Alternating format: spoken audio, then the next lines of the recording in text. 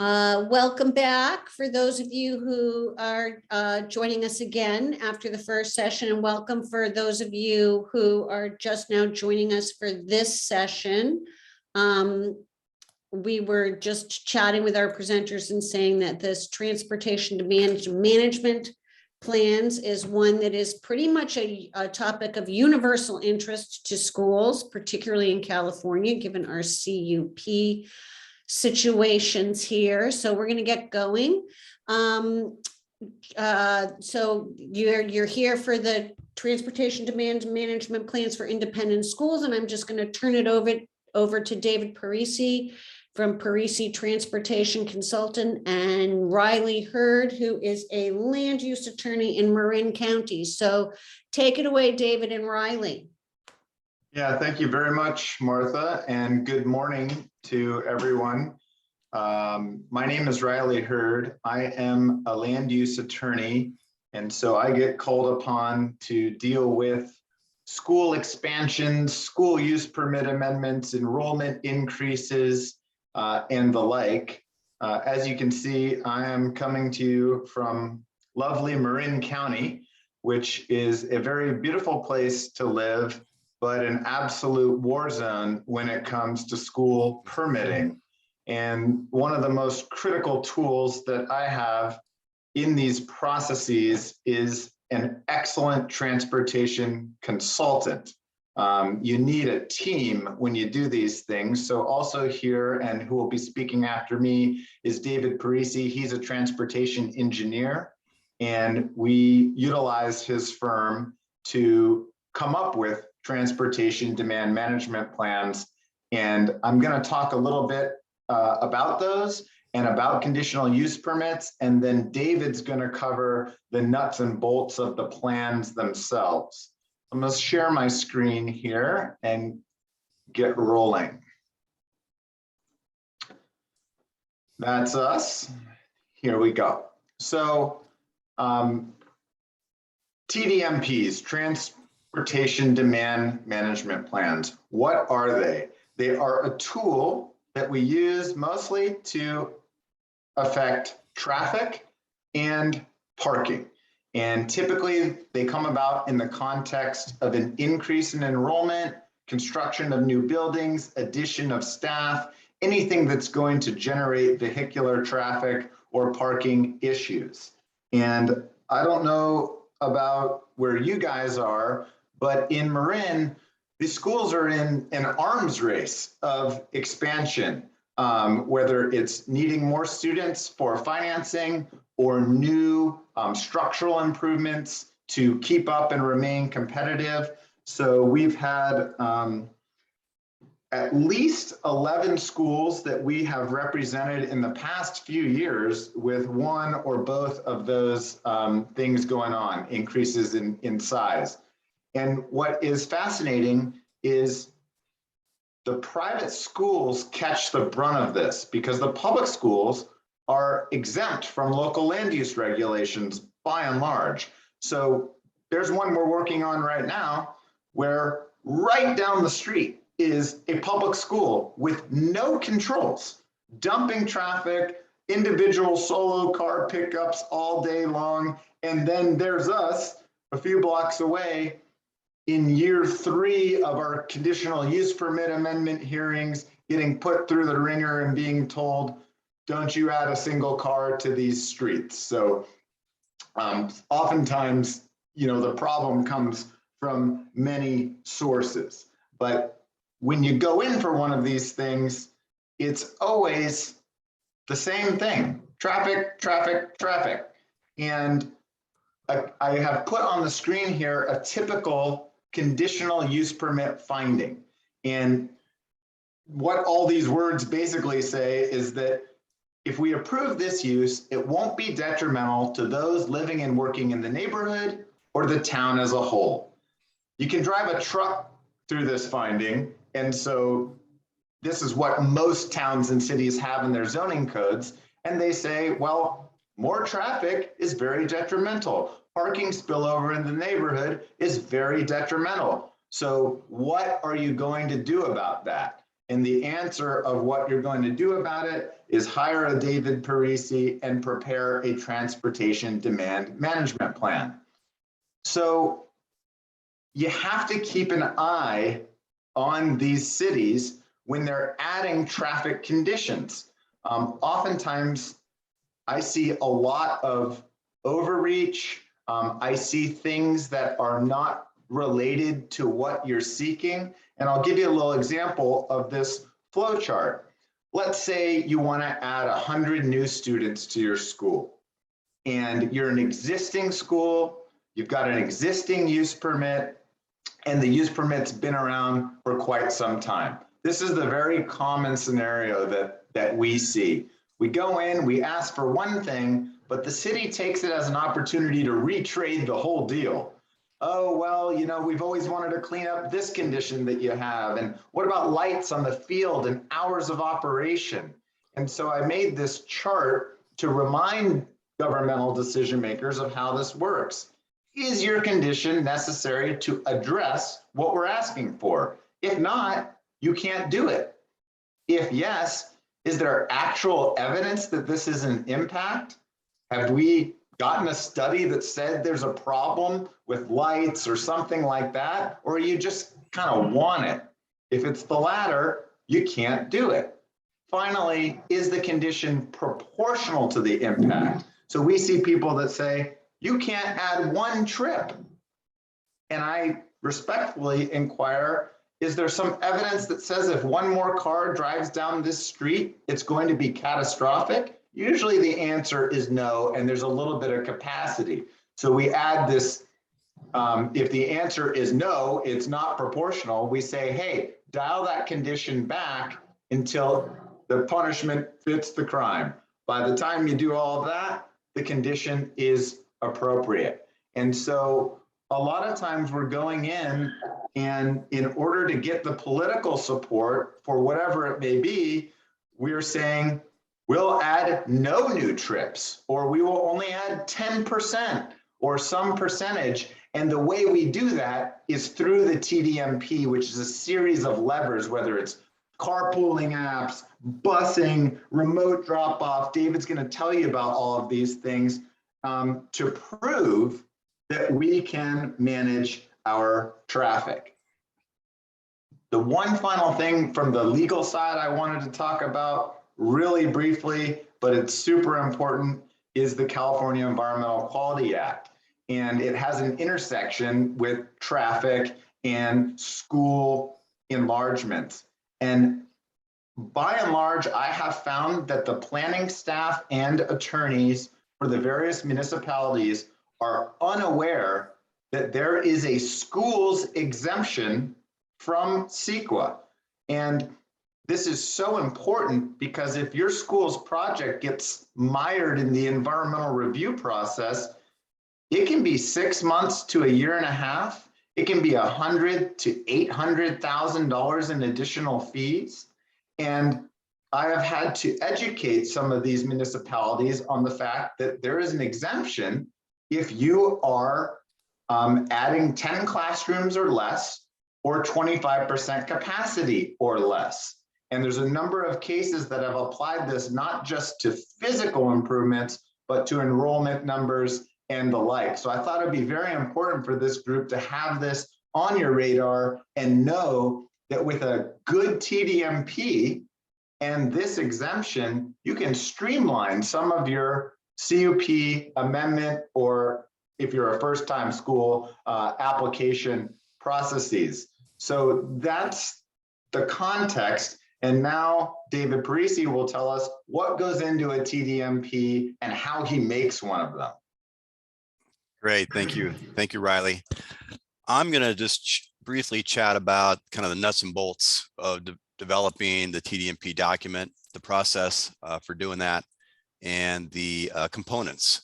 As Riley mentioned, we've worked together on many independent school TDMPs in Marin County and our firm throughout the Bay Area as well. So we have quite a bit of experience doing these. The elements of a successful TDMP do a number of things. They recognize the jurisdiction's general plans, goals, and policies, particularly related to transportation. It's really important when you're developing these plans to document background conditions, that is, conditions that are occurring now or pre-COVID conditions in regards to travel, transportation, and parking. Next, you want to identify realistic policies and programs that can help you reduce trip making or parking demand. And these have, when I say realistic, ones that apply to your school. Every plan, every TDMP is unique. And then lastly is developing a monitoring plan to show that at the end of the day, you can actually reduce traffic or parking, etc. Next slide. So one of the first things we do, and often this even gets done before a school advertises or makes it public, that they're going to be looking and thinking about expanding enrollment or building a facility or any number of things like Riley suggested before. Often we're brought in under the radar ahead of time to really understand the conditions for traffic and parking at a school. And we'll do surveys working along with the school itself, in classroom surveys that the teachers will do of the students, faculty, and staff. We'll do counts at nearby intersections or in and out at the driveways, understanding carpooling, drop off, pickup, etc., to really get a really good baseline condition. One of the projects that Riley was mentioning earlier, actually we did this over a course of a couple of years. So we had a really robust background data, and it's super important to have this so that you can defend your program. So this is a sample of one school we did just for the morning time, understanding the different types of transport to the school. Next slide, Riley. Great. And then what we often do is take a look and say, okay, this school wants to increase its enrollment by, I think in this case, it was 50 students, just an independent school, and 3 staff. And in this case, what we did is we took a look and said, okay, based on status quo, travel conditions, and parking, what kind of impacts would that cause, right? In this case, we took a look at how would things increase. You can see from this table, for instance, we saw that in the morning, we'd expect 32 more students arriving by car, 3 faculty and staff, 35 more car trips. And in the afternoon, 40 trips. So this was just based on exactly how conditions were under background conditions. We need to really understand this so we'd understand what the impacts would be without a TDMP. And would these potential impacts be acceptable to a jurisdiction? And if they are, stop, you're done. I mean, you're good. You can have that discussion with the jurisdiction and everything's great. Next slide, please. But often, again, as Riley said, we're in a war zone now, and often the jurisdictions under these CUPs are requiring something, and often it's to reduce, to allow this increased enrollment or facility improvement, but traffic needs to either stay status quo or maybe a minimal increase is acceptable. So the next step is often then to kind of work with the school and really understand, based on your current conditions, what's possible to possibly reduce trips or parking demand. And these things can be things such as increasing vehicular occupancy, that is number of kids per car that are being dropped off, or at a high school that more in the car that parks at the school, increasing ridership on the school buses, indoor public transit, maybe providing actually I shouldn't say remote, I should say remote. I'll update that before we send this back out. But it's providing remote drop off or pickup locations with shuttles or carpooling coming up from those locations, and of course trying to increase the amount of folks that are walking or biking to school. So these are just some strategies. Sometimes there's some hybrid ones that can be developed, but you can take a look at each of these and see, do they have potential? Or maybe there's a mixture of a bunch of different ones. At the end of the day, though, what we try to do is provide the tools to the school, working with the school, and so that the school itself can figure out what levers to push or pull to achieve success in reducing trips or parking demands. Next slide, please, Riley. And when we're testing things, we will take a look. For instance, in this case, this was a school where we said, okay, what are different strategies to increase vehicular occupancy, and what would that do for trip making. So for instance, we ran some scenarios and we said, gee, if the vehicular occupancy of students per car was increased from what it was, which was I think around 2 to 2.25, how many fewer vehicle trips would that afford? And we're able to just do some calculations like this, or 2.35, and you can start seeing pretty quick for each type of strategy. In this case, what, how you could reduce vehicular trips on the roadway system. And I think it's really important to kind of go through these scenarios, the scenario testing, to see if it's realistic, again, for the different types of strategies. Next slide. So what we've done is, when we're developing these plans, working with Riley, working with the schools, working with the jurisdictions, is also coming up with a realistic monitoring plan. And that is when you're kind of testing and seeing if you're being successful in reducing traffic and or parking demands.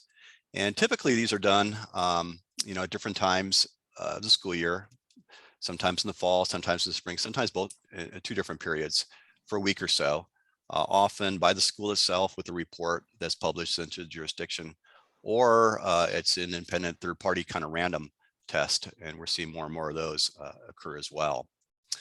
The monitoring will report and compare the the conditions to the baseline conditions as the previous conditions that existed, and also to your thresholds and the monitoring thresholds that were adopted. And in some cases, if you're showing success over a number of years, the monitoring can be discontinued. You want to write that in your TDMPs, make that very clear that if you're been able to be successful, you can stop the monitoring, because honestly, monitoring can be very expensive. It's usually this independent school itself that is required to pay for it. Maybe even have to pay the city or town or county to review the findings as well. Next slide, please. Let's say you, however, during the monitoring discover that, oh my gosh, you're generating too many car trips, or parking is spilling over into a neighborhood. Typically, good TDMPs really describe what's called a cure and correct period, which just says, okay, you've over generated car trips by about 10 car trips or 50 car trips, whatever it is, but you have a period to cure it and correct it. And then in those cases, for instance, you may have 1 semester to cure and correct, and then there's another test that's done, and just to follow up to see if that's been the case. If it's not the case, in many cases, fines or other penalties are often levied against the school. And the last resort, we've seen this more and more coming actually from the jurisdictions themselves, recommending that there can be an enrollment freeze or even a reduction in the number of students. You never want to get to this point. So it's really important to have really good, a realistic TDMP with realistic measures, and also good monitoring that you're following up on as much as you can. Next slide. And vital to the success of the TDMP development is working with the community, not just the planning folks at a city or town or the county, but also with the neighbors, sitting down and really talking about what's working here today, what's not working. Here's our plans for this school.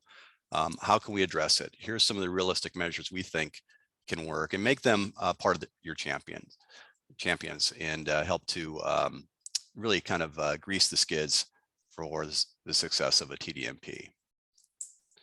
Next slide, please. In summary, as Riley and I have discussed, TDMPs are unique and they should be tailored to each independent schools. They really, to be credible and to allow you to sleep at night, you need to have really good data and realistic measures as part of these TDMPs. Regular monitoring is typically part of a TDMP. Good reporting is part of that, and disengaging the community throughout the process will help you develop a very successful plan. Next slide, please. And with that, we're just here to really answer questions, because we just gave you a lot of information, and we'd love to address any questions you may have. Yeah, Thanks. and I would add, David, Yeah. First of all, thank you for that. But the trend that I'm seeing is that some of these monitoring plans and traffic plans are incredibly restrictive regimes. And sometimes people don't really know what they're signing up for. And it can change the culture of a school when your trips are so limited that you can't come to your kid's recital or whatever you typically point. do. And so Right. I'm telling these schools is, be sure the juice is worth the squeeze here, right? Like you better really need that enrollment increase or that building if it means signing up for a program that maybe is a little more restrictive than you anticipated, because conditional use permits run with the land in perpetuity. Now, it's true, you can always try to amend them, hope for a more favorable council, whatever the situation may be, but you can't bank on it. And so you got to sign up for something that your school can live with. I think it's really important. Great points. Great points, Riley. Thank you. And with that, we will, excuse me, we will take questions. Just go ahead and pop them in the chat and we'll take it from there.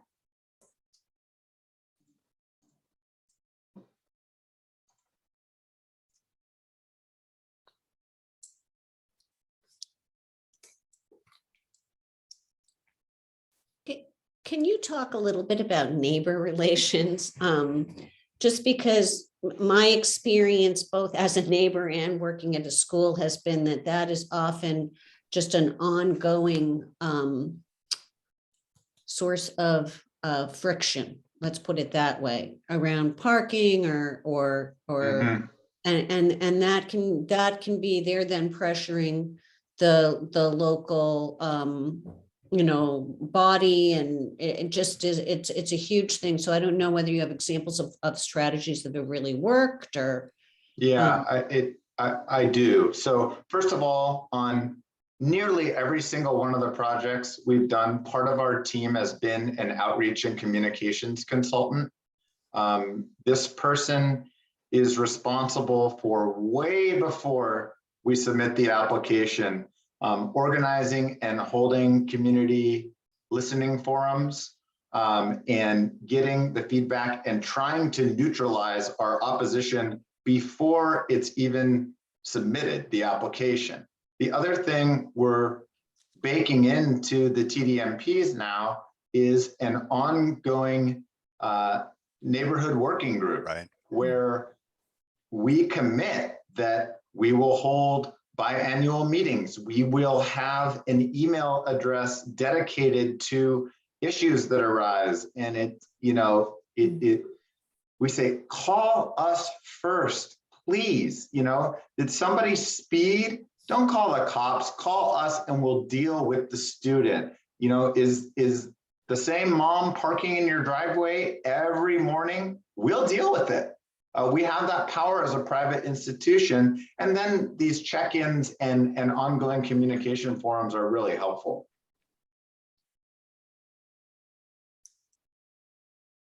Okay, we have a question. What recommended timeline would you suggest for creating a PDMT for a on-site construction project if the project is not a reason for increased enrollment? So I'll go first, and then David can tell how long it takes him to create one of these things. But it's really important that you push back on municipalities that seek TDMPs or other conditions when the intensity of your use is not changing. So I see schools, let's say you're a 500 student school and you want to build a brand new state-of-the-art science building, okay? But you don't want to change your enrollment. That should not require a CUP amendment. That should require a design review, building permits. But if you're not changing the intensity of the use, push back on new conditions, because there's no legal nexus for that. But if you do need one, how long do they take to draft up, David? Well, again, I think you got to follow the steps that I mentioned earlier. So the background conditions and collecting the data. So the shortest we've ever done was probably 9 months. So 9 months to 2 years. There was another question. What is the typical length of the CPU you're seeing these days? 10 years, 20 years? How long? For the length of the CUP? Sorry, CUP. Okay, so the CUPs are forever.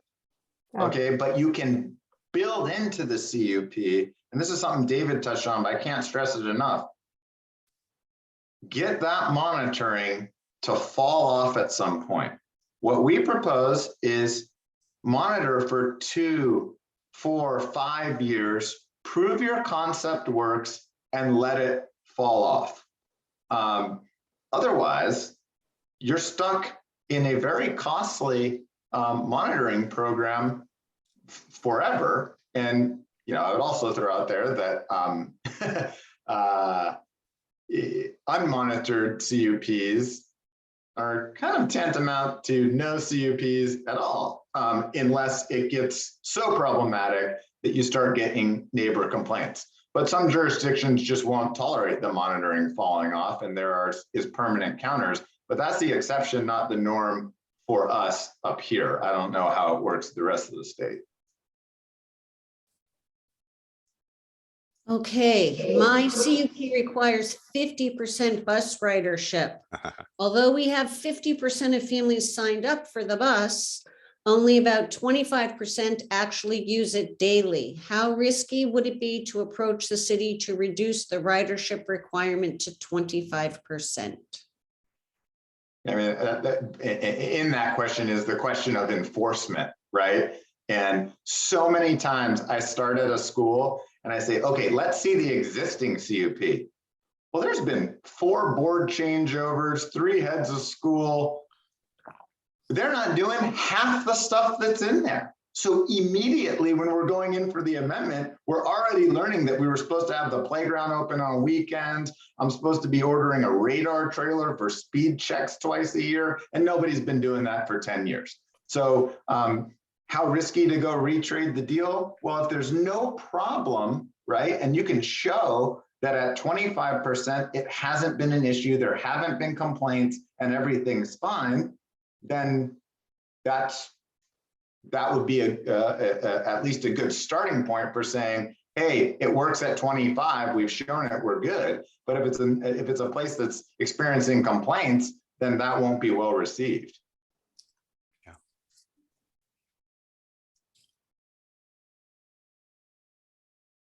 Well, with the minute we have left, please go ahead and direct any questions you may have into the chat. And just a reminder, I am recording and I did put a copy of the presentation into the chat. I will be sending that out along with the recording probably on Monday, in case you missed anything or you'd like to review it again. Hey, Andrea, I wonder, is it possible to ask a question of the group here? Absolutely. And if have folks raise their hands for how many folks have a TDMP? Or I don't know if you guys know how to raise the hands. What's it down in the reaction bar? There's a little yeah. emoji at the bottom to raise your hand. Just curious. And while you're doing that, Riley, there's a question to quickly remind folks what a CUP is again. Yeah, I'll just be real quick here. Someone answered it in there. It's a conditional use permit, but just remember that in zoning codes, there are 3 types of uses: permitted as a matter of right, not allowed at all, and conditionally permitted. And what that means is maybe you can do it, but you got to come ask us and we can add conditions to your permit necessary to make the finding of approval, which is it won't be detrimental to those living or working in the neighborhood or the town as a whole. So that's what it means to be a conditionally permitted use, which we find that most schools are, particularly because at least up here, our schools are in residential zones, and that creates conflict. Right. Well, And this is one of the things that makes California special. If you mention conditional use permits to some other people in other parts of the country, they look at you like you are a Martian. So it's just another joy of doing business in California. Yep, that's right. Well, with that, we are pretty much out of time on the nose. So I'd like to go ahead and thank our presenters so much. Thank you guys so much for participating. We really do appreciate it. And thank you all who attended. And we will Thank you. see you in about 9 minutes. Thank you. Thank you.